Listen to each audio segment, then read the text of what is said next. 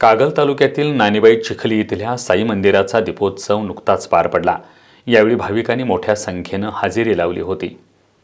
कागल तालुक्यातील नानीबाई चिखली इथल्या साई मंदिरात दरवर्षी कार्तिक महिन्यात दीपोत्सवाचं आयोजन करण्यात येतं।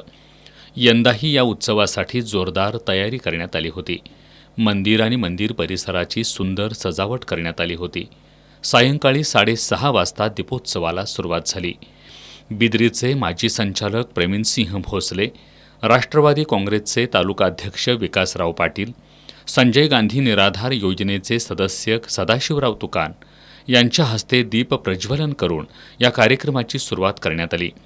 त्यानंतर धुपारती झाली। साई ग्रुपच्या महाप्रसादाचा लाभ भाविकांनी घेतला। यावेळी युवराज जाधव, अजित पाटील, योगेश साबळे, सरपंच युवराज कुंभार, ग्रामपंचायत सदस्य श्रीशैल नुल्ले, साई ग्रुपचे सर्व सदस्य आणि ग्रामस्थ उपस्थित होते।